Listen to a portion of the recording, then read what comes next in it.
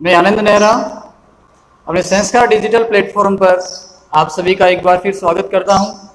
और आज अपन जो पढ़ने वाले हैं वो जो पिछली क्लास अपनी थी जिसमें अपन परिपथ से संबंधित काम में आने वाले जो उपकरण थे उनके बारे में चर्चा कर रहे थे।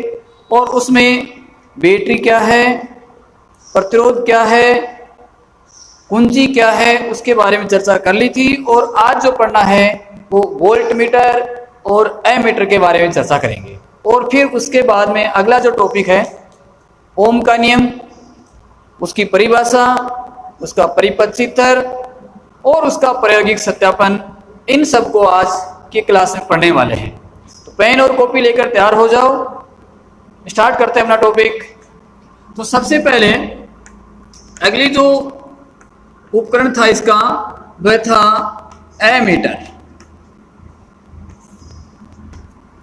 कि एमीटर क्या होता है? तो परिपथ में धारा का मापन करना है कि कितनी धारा प्रवाहित हो रही है। उस धारा को मापने के लिए जो युक्ति काम में ली जाती है परिपथ में वह क्या है? एमीटर है। इसको इस संकेत के द्वारा दर्शाया जाएगा। परिपथ में दर्शाने का यह संकेत होगा एमीटर को। परिपथ में इसका जब संयोजन करते हैं, परिपथ संयोजन, तो वो किया जाता है इसका श्रेणी क्रम में। किस क्रम में करेंगे? श्रेणी क्रम में संयोजन करेंगे। अब श्रेणी क्रम, एक दूसरा शब्द आएगा समांतर क्रम। श्रेणी क्रम और समांतर क्रम परिपथ संयोजन है, वो अलग से एक टॉपिक है अपना, उसमें विस्तार से पढ़ेंगे। तो अभी तक ये जान लो कि एमीटर को किस क्रम में जोड़ा जाता है? श्रेणी क्रम में जोड़ा जाता है। इसका जो परिपथ में जो प्रतिरोध होगा वह प्रतिरोध अल्प होता है। परिपथ में इसका प्रतिरोध क्या होता है? अल्प होता है। तो तीन विशेषता इसकी आपको याद रखनी है। पहला कि एमीटर परिपथ में किस काम में आएगा? धारा मापन में काम में आएगा। ये इसका क्या होगा? संकेत होगा। किस क्रम में जोड़ा जाएगा? इसको श्रेणी क्रम में जोड़ा जाएगा। और इसका परिपथ में प्रतिरोध कितना होता है? अल्प होता है। प्रतिरोध क्या है वो भी मैं आपको आगे बताने वाला हूं कि प्रतिरोध किसे कहते हैं, किस प्रकार से इसको ज्ञात किया जाता है। तो जैसे जैसे आगे बढ़ते जाएंगे तो प्रत्येक जो ये शब्द आ रहे हैं उनकी जो व्याख्या है वो विस्तार से आगे करते जाएंगे। तो परिपथ में एमीटर हो गया। अब अगला है वोल्ट मीटर। दूसरा कौन सा है? Volt meter. कि वोल्ट मीटर क्या होगा? तो परिपथ में ये धारा मापने काम में आता है। उसी प्रकार से परिपथ में विभवांतर बनाए रखना, या यूं कहें परिपथ में वोल्टता मापन, वोल्टता का मापन जिस उपकरण के या जिस युक्ति के द्वारा किया जाएगा वह युक्ति कौन सी कहलाएगी? वोल्ट मीटर कहलाएगी। इसका जो परिपथ में संकेत है वह ये होगा।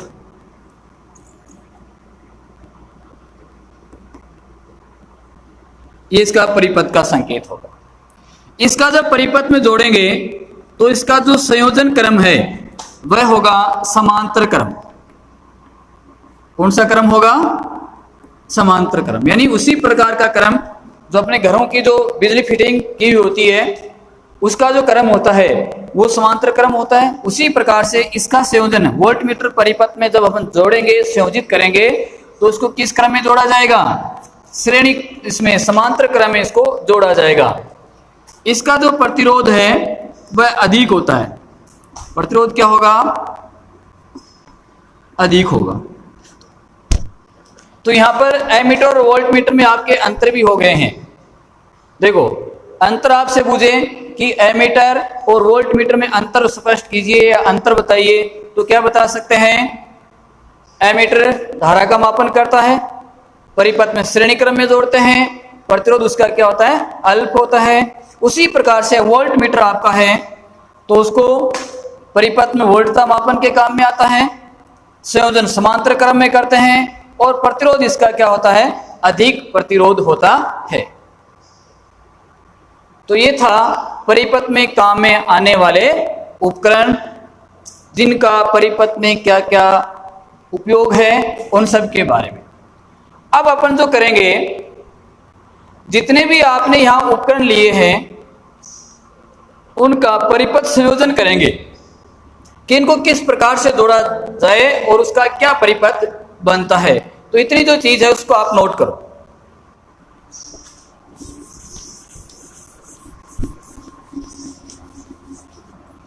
अब है परिपथ का संयोजन का आलेख। परिपथ संयोजन का आलेख, यानी आलेखन इसका किस प्रकार से करेंगे। तो सबसे पहले परिपथ में विभवांतर को बनाए रखने के लिए क्या काम में ली जाती है, बैटरी काम में ली जाती है।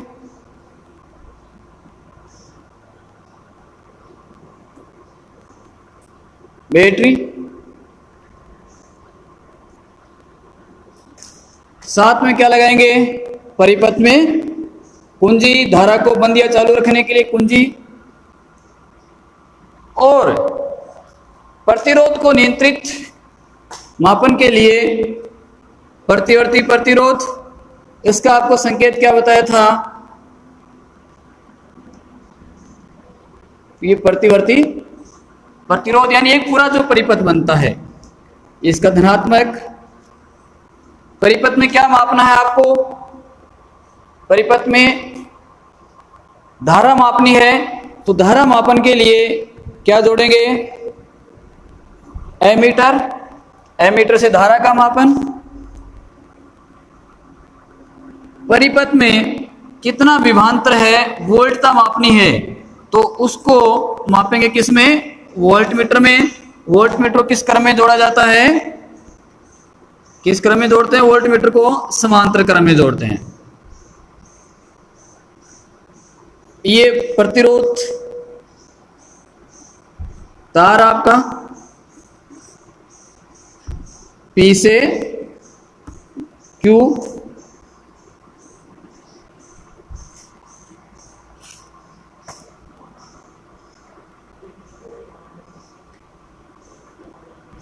यहां पर क्या जोड़ लेते हैं, बल्ब जोड़ देते हैं।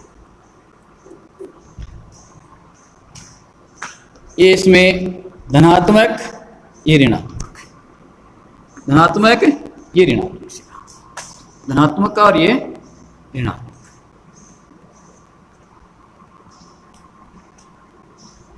ये आपका होगा जितनी भी आपने जो युक्तियां ली थी उनका संयोजन। ये क्या था, बैटरी बी, कुंजी के, धारा नियंत्रक RH, ये क्या है, बल्ब, ये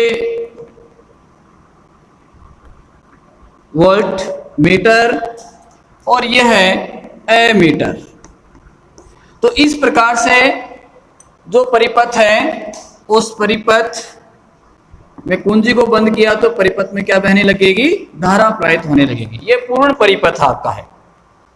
अभी तक ये अधूरा था, अब ये क्या हो गया, पूरा परिपथ हो गया। तो जितने उपकरण आपने लिए उनको इस प्रकार से संयोजित करके उसका परिपथ बनाया जाता है, परिपथ संयोजन किया जाता है। तो ये बात हो गई परिपथ संयोजन के आलेख की। अब अगली जो अपन को बात करनी है, वह सबसे महत्वपूर्ण इस पार्ट का जो टॉपिक वो आपका है ओम का नियम।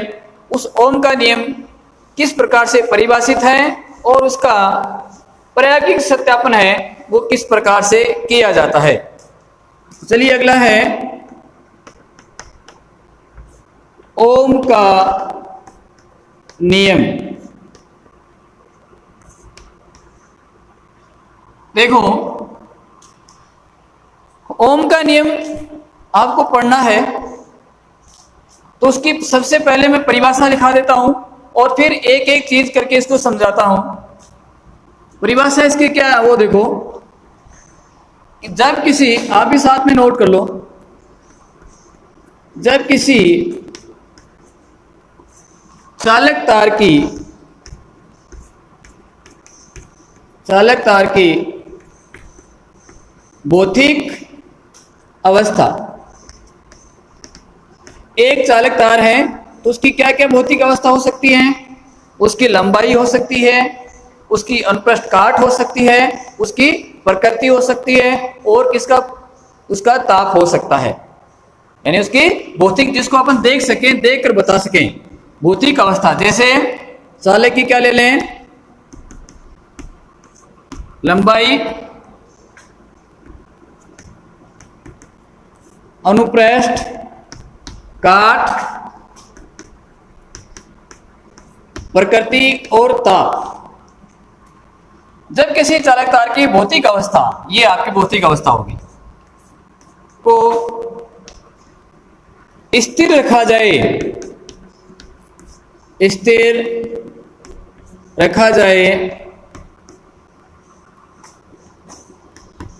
तो परिपथ में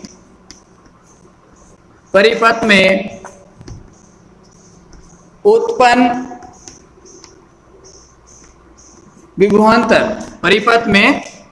विभवांतर प्रवाहित धारा के समानुपाती होता है। ये इसकी परिभाषा है। ये सबसे पहले ओम नाम का जो वैज्ञानिक था उसी के द्वारा दी गई थी।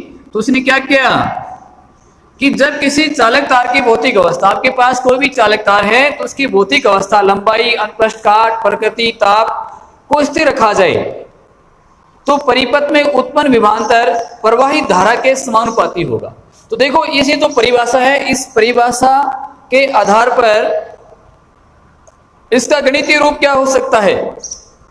दो चीजें इसमें मुख्यतः आई है कि परिपथ में उत्पन्न विभवांतर प्रवाहित धारा के क्या होगा? समानुपाती होगा। जो भी परिपथ होगा, अभी जो आपने परिपथ बनाया, उसमें विभवांतर और धारा का मान क्या होगा? एक दूसरे के समानुपाती होगा। अर्थात क्या कहेंगे इसको कि V समानुपाती I, V समानुपाती I, कि V का जो मान है वो किसके समानुपाती होगा? धारा I के सदैव समानुपाती होगा। चलिए देखो, इसको वापस इसी परिभाषा को डायग्राम के द्वारा इसको समझते हैं कि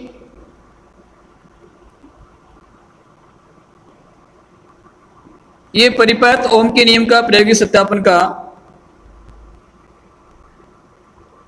बना लो साथ में आप।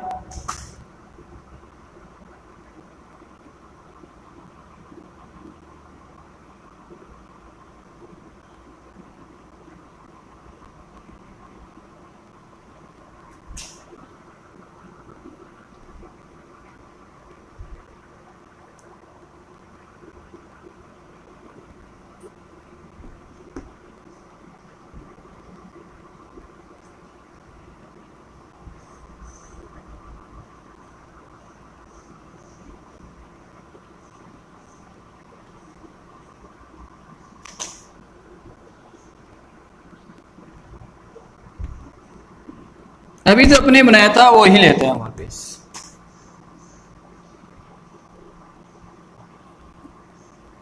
चलिए इसको मैं थोड़ा दूसरे रूप में लेता हूं। यहां पर ये बैटरी जुड़ी हुई है आपकी, यहां पर ये इसका धनात्मक, यहां पर विभवांतर मान लेते हैं V1 है, V2 है और यहां पर V3 है। देखो,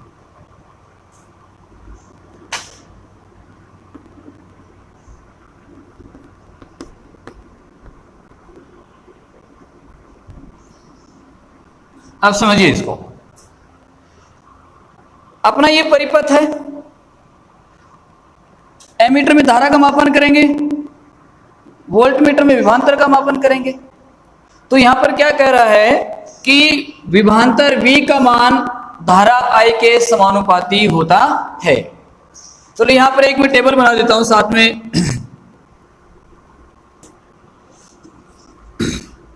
ये है V विभवांतर और ये धारा I। देखो ये सेल आपने यहां ले रखे हैं, बैटरी को, सेलों को जोड़कर बैटरी बना रखी है और प्रत्येक सेल का विभवांतर मैं यहां पर 1.5 वोल्ट ले लेता हूं। ये सेल है, इसका भी 1.5 वोल्ट है, इस सेल का विभवांतर 1.5, इसका भी 1.5, यानी 3 सेल मैंने लगा रखे हैं। तो प्रत्येक सेल का विभवांतर कितना है? 1.5 वोल्ट है। समझ में आ रही है तो चीज मैं बता रहा हूं, ये जो चीज कर रहा हूं समझ में आ रही है? आप कमेंट्स करके बताओ मेरे को साथ में कि कहां तक आपने इसको कर लिया है। तो मैंने क्या कहा कि परिपथ में 3 सेल जोड़ रखे हैं मैंने, प्रत्येक जो सेल है उसका विभवांतर कितना? 1.5 वोल्ट है। यानी इसका सत्यापन करेंगे। ये जो चीज कह रहा है कि V समानुपाती I होता है, कि विभवांतर धारा के सदैव समानुपाती होता है, तो उसी चीज को यहां पर सिद्ध करने वाले हैं। देखिए कि जैसे सबसे पहले मैंने इस परिपथ को 1.5 वोल्ट के विभवांतर पर यहां पर संयोजित किया। प्रारंभिक स्थिति यानी पहला जो सेल है ये 1 नंबर है, ये 2 नंबर है और ये 3 नंबर सेल है। जब इस परिपथ को 1 नंबर सेल के साथ जोड़ा तो इसका यहां पर विभवांतर कितना था? 1.5 वोल्ट था, 1.5 वोल्ट था। अब मान लिया कि जब इतने वोल्ट के इसमें विभव पर रखा तो परिपथ में 3 एम्पियर धारा प्रवाहित होती है। जब इसको कितने पर रखा? 1.5 वोल्ट पर रखा तो परिपथ में धारा कितनी आई? 3 एम्पियर आई। फिर क्या किया? परिपथ को यहां से हटाकर मैंने यहां जोड़ दिया, यहां पर यहां जोड़ दिया। अब देखो विभवांतर का मान कितना हो गया? 1.5 वोल्ट ये और 1.5 वोल्ट ये, तो अब कुल विभवांतर है उसका मान कितना हो गया? 3 वोल्ट हो गया, 3 वोल्ट हो गया। तो उस समय जब इसका विभवांतर 3 वोल्ट हुआ, इसका विभवांतर 3 वोल्ट हुआ, तो यहां पर क्या देख रहे हैं कि जो इसमें धारा प्रवाहित होगी उस धारा का मान कितना आ रहा है? वह 6 एम्पियर के मान के बराबर आ रहा है।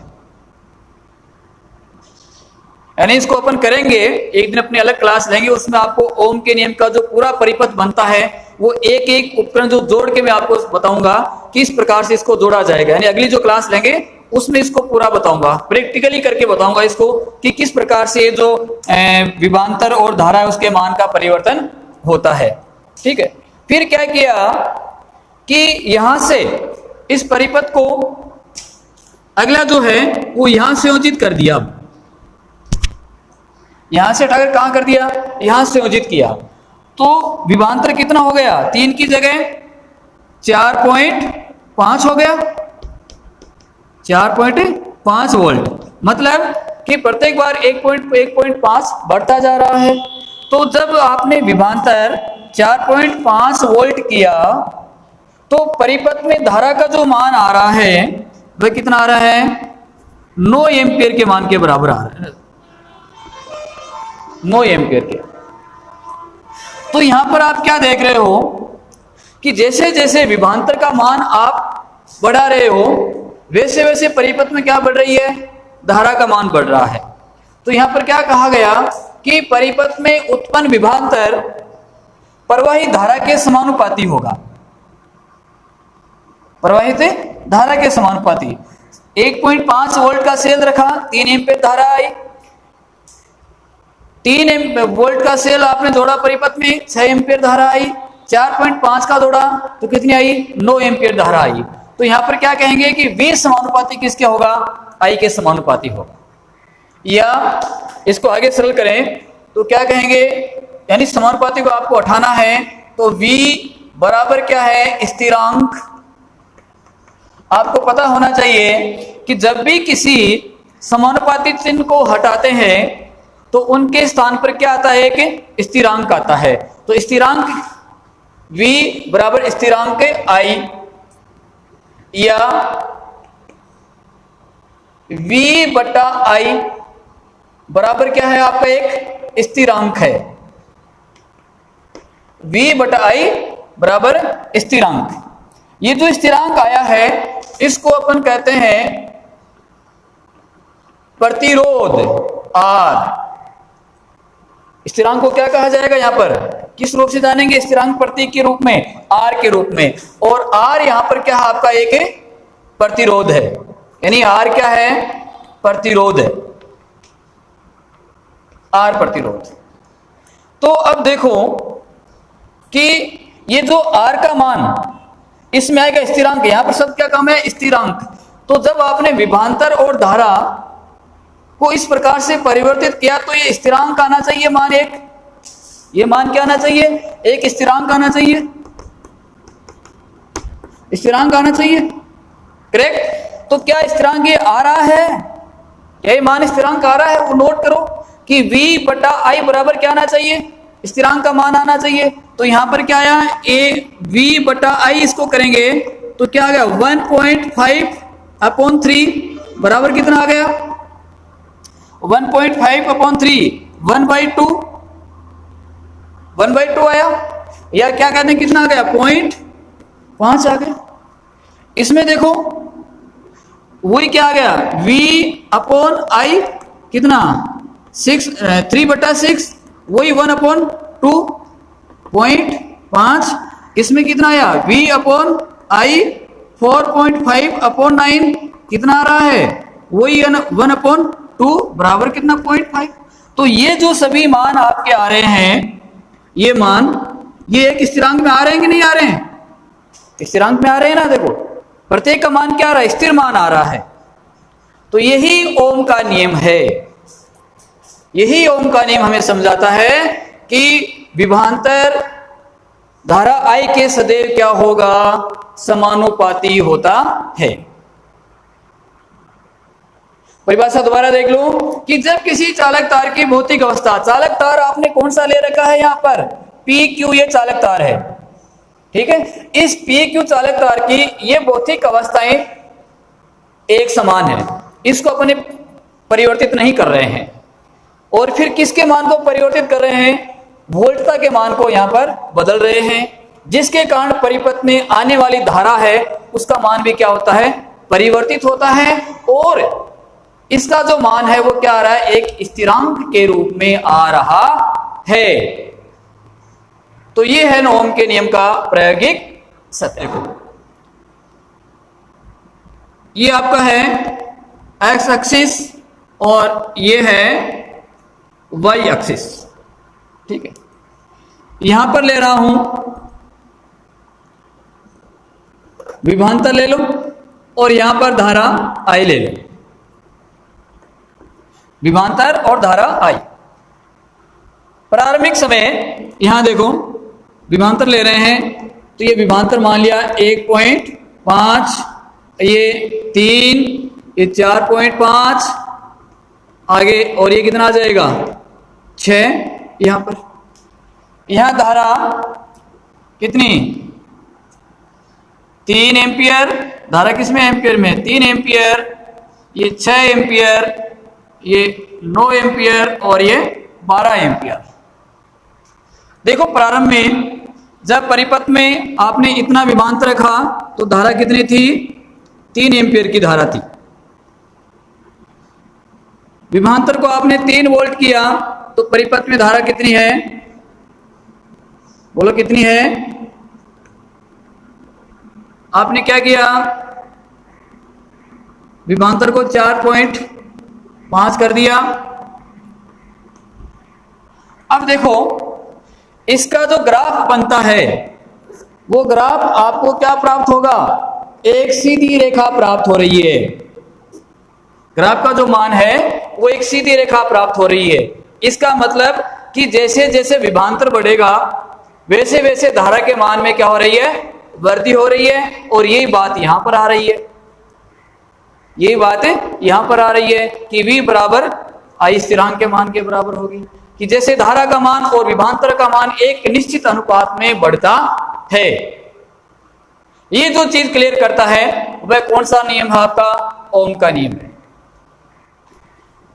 चलिए, ये तो हो गया ओम का नियम और उसका प्रायोगिक सत्यापन। अब जो दूसरे टर्म्स रह गए हैं उसकी ओर आगे बढ़ते हैं। पहले आपको बताऊंगा जो नया शब्द यहां पर आया था, प्रतिरोध, कि प्रतिरोध क्या है। प्रतिरोध, प्रतिरोध का मतलब बाधा।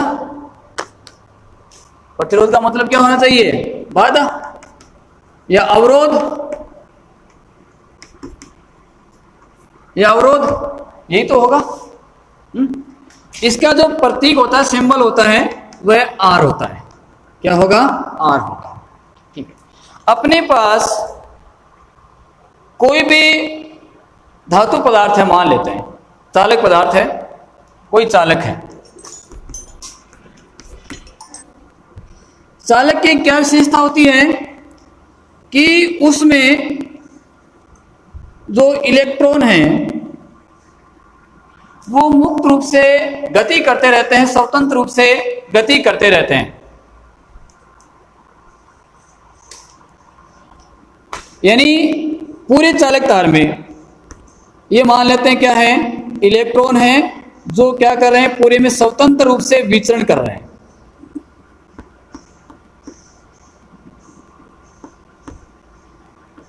इस प्रकार से।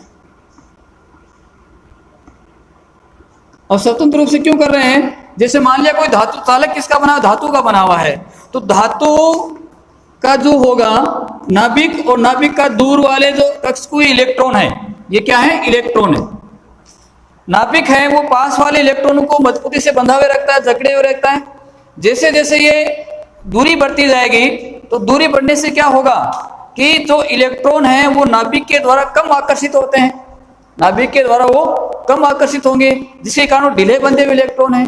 तो ढीले बंधे इलेक्ट्रॉन इस चालक में यथार्थ रूप से बिना किसी बाधा या अवरोध के क्या करते हैं? विचरण करते रहते हैं।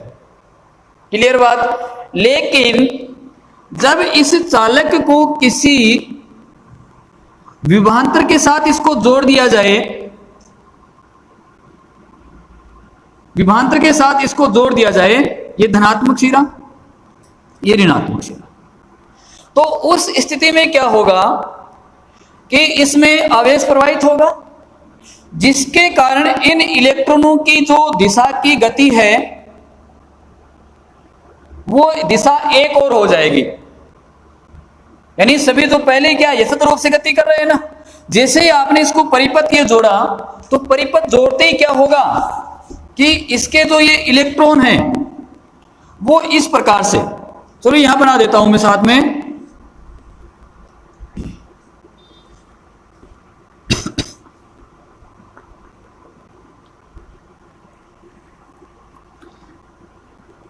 इस प्रकार से। अब इनकी गति क्या हो जाएगी? एक निश्चित दिशा में हो जाएगी, इस प्रकार। पहले क्या था? ये यथार्थ रूप से गति कर रहे थे, लेकिन जब आपने इसमें कोई विभव उत्पन्न कर दिया तो उससे इनकी जो दिशा क्या हो गई? एक निश्चित दिशा हो गई। आपको पता है कि जो धारा के विपरीत इलेक्ट्रॉनों की गति होती है, तो इनकी दिशा निश्चित हो गई। अब जब ये एक निश्चित दिशा में इधर प्रवाहित हो रहे हैं तो उस समय इसमें और भी आपके क्या हो सकते हैं? आयन हो सकते हैं या अन्य कोई दूसरा कारण हो सकता है जो इस इलेक्ट्रॉन के प्रवाह में बाधा उत्पन्न करता है, यानी अवरोध उत्पन्न करता है। इसमें इलेक्ट्रॉन जो बह रहे हैं, अब दिशा यहां पर क्या हो गई? निश्चित हो गई। इस निश्चित दिशा का जब अवरोध उत्पन्न होता है तो वही क्या कहलाता है? उसका प्रतिरोध कहलाता है। समझ में आई बात? कि जब किसी धातु चालक को विभव के साथ जोड़ दिया जाए तो उसके इलेक्ट्रॉनों की गति एक निश्चित दिशा में हो जाती है, और उस निश्चित दिशा में उत्पन्न जो बाधा वो किसी आयनों के कारण या अन्य इलेक्ट्रॉन्स के कारण हो सकती है। वो जो बाधा है वही क्या कहलाता है? प्रतिरोध कहलाता है। तो प्रतिरोध क्लियर हो गया क्या है कि किसी चालक तार के मार्ग में इलेक्ट्रॉन प्रवाह में उत्पन्न बाधा, चालक तार के इलेक्ट्रॉन प्रवाह में उत्पन्न जो बाधा है वह बाधा क्या कहलाती है? प्रतिरोध कहलाता है। बिठाऊं इसको, देखो परिभाषा नोट करो। इसकी परिभाषा प्रति क्या बताया आपने? आर बताया कि किसी चालक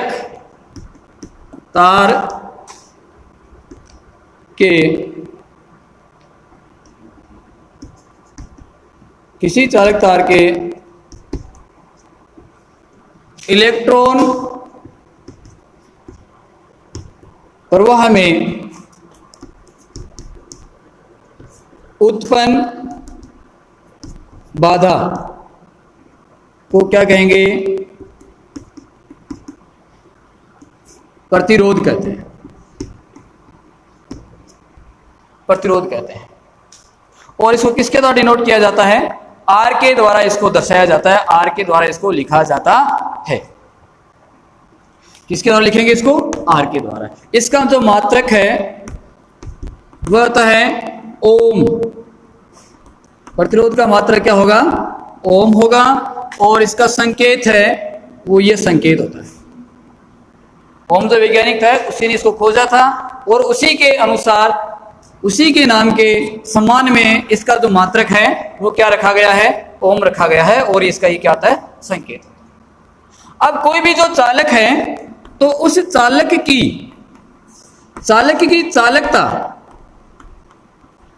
की चालकता किस पर निर्भर करती है? प्रतिरोध के ऊपर निर्भर करेगी। नोट लगा के लिख लेना कि चालक की चालकता प्रतिरोध पर निर्भर करती है। अब किस प्रकार से निर्भर करती है वो देखो कि ये जो मार्ग था आपका, इलेक्ट्रॉन जो इस पथ में गति कर रहे थे,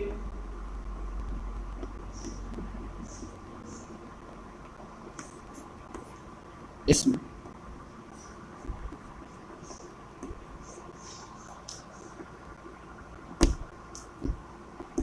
इस पथ में इलेक्ट्रॉन गति कर रहे थे।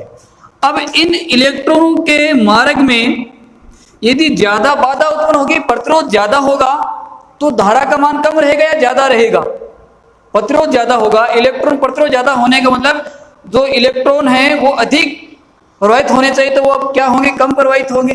क्यों? उसको अवरोध पार करना पड़ रहा है। यानी वही चीज है कि जैसे अपन रिले दौड़ करते हैं, तो रिले दौड़ एक तो सीधी होती है और एक बीच में क्या लगा देते हैं? स्टैंड लगा देते हैं 100 मीटर 200 मीटर की दूरी के ऊपर। तो एक तो सीधे अपन सपाट दौड़े और एक उसको पार करके आपको उसको आगे बढ़ना पड़े। ठीक है, तो जब पार करके आप जाओगे तो आपकी क्या हो जाएगी? स्पीड कम हो जाएगी। तो वही चीज इसमें होती है कि जब यहां पर प्रतिरोध का मान ज्यादा है तो उसमें उसकी चालकता क्या हो जाएगी? कम हो जाएगी। प्रतिरोध अधिक होने पर चालकता के मान में क्या आती है? कमी आती है। तो अपन यूं कह सकते हैं कि प्रतिरोध बराबर 1/चालकता।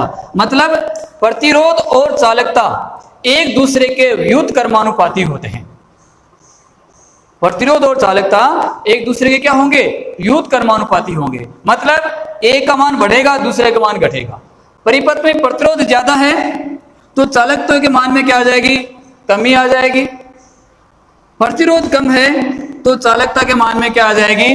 वृद्धि होगी। तो ये याद रखना कि प्रतिरोध और चालकता क्या होती है? सदैव एक दूसरे के व्युत कर्मानुपाती होते हैं। तो चलिए बच्चों, आज का ये था अपना टॉपिक, ओम का नियम और प्रतिरोध। अब अगली जो नेक्स्ट क्लास होगी उसमें अपन पढ़ेंगे श्रेणी क्रम संयोजन और समांतर क्रम संयोजन। क्लास में बने रहने के लिए आप सभी का धन्यवाद।